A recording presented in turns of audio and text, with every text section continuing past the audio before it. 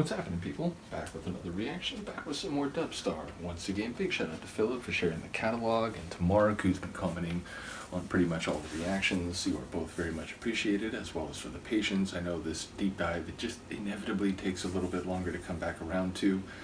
In any case, we're up to, I think, the penultimate track on the album, When You Say Goodbye.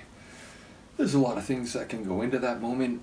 The nature of the title makes me think goodbye. To use, the Japanese linguistic idiom is more sayonara, which you say for like the final parting, like a definitive, perhaps, with all likelihood permanent parting. Whereas, goodbye, you can say to someone you're going to see later in the same day, but when you say goodbye, that type of expression, I think it's used more often for like, this is a severing of, whatever the connection might be.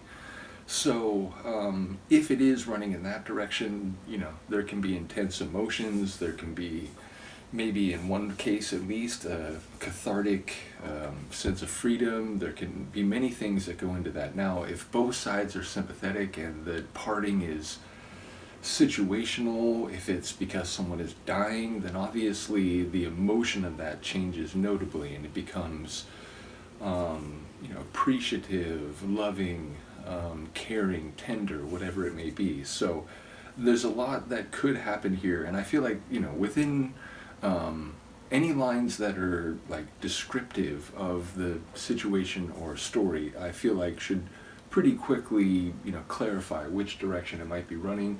Let's see if I can actually catch it on a first listen. This is Dubstar. The tune is When You Say Goodbye, and it's from the 1997 album Goodbye.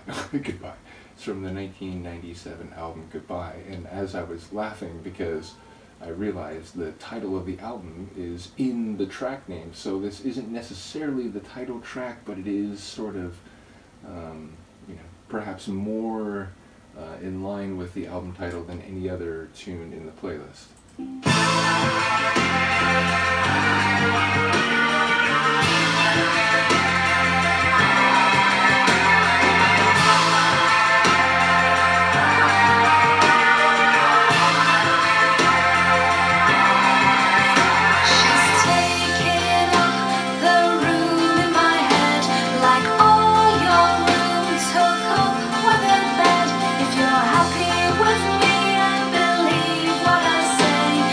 Strong enough to let her walk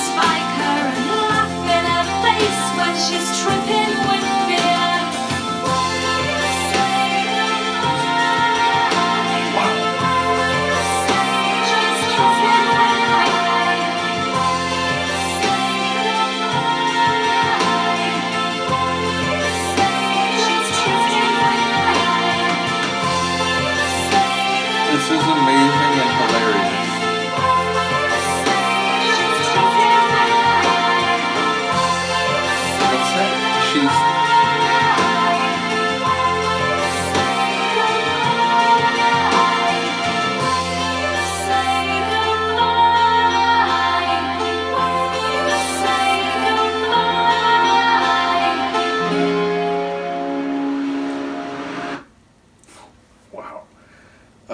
Hilarious. So as it starts to play out, it's like, okay, so this is a so-called love triangle, which I always feel like is the wrong terminology. I know I've talked about this. I think maybe in a Duran reaction, but like unless A likes B, B likes C, and C likes A, it's not a triangle. It's a V. Or, it's a point. It's not a triangle.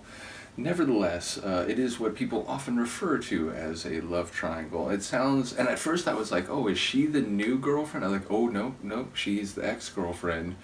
And then it's like the egg her car line. Like, I just wasn't prepared for that. It's hilarious. And yeah, like the idea, it sounds like she, pretty directly, she's saying, okay, you lied. You said you're not seeing her, and, you lied to my face, and I'm, like, supposed to be okay with her now? Like, oh, hey, you're her new girl. Like, it's like, no. So I enjoy the moral indignation, I suppose, like, what are you talking about? How dare you? But yeah, it does raise the question though, right? Like, if someone cheats on you, like, the third party, okay, if they knew going into it that the person was involved, and, in some cases they may not, so it, maybe that, oh wait, well, hold on, you're involved? Whoa, like, so in that case, like, their intent, the morality of it, I think, is more complicated, and, perhaps, it's hard to hold them at fault if they thought it was just, oh, someone who's single and, looking to date, whatever. But yeah, again, if it's like a long-term relationship and your partner was eventually sleeping around with someone else and keeping it from you and even lying to you, oh, no, I'm not, no, there's nothing going on, like, whatever. Who's the person who really betrayed you? Is it the third party who you don't even really know and whatever? Like, okay, maybe if they knew, again, on some level, but it feels like the partner, it's like, oh, like you just went with them and then you were lying to me about it, like, what the hell?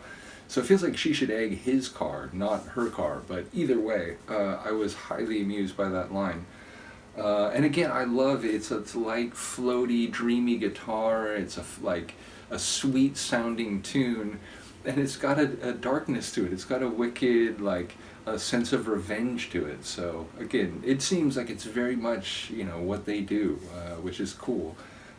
Definitely, kind of their own lane in, not that I haven't heard tunes that have a lightness sonically and a sort of wicked bend to the lyrics, but they have their own kind of lane in that regard. So yeah, shout out to Dubstar, shout out again to Phil and to Mark. Do let me know what you think of this one. I will see you next time. Peace.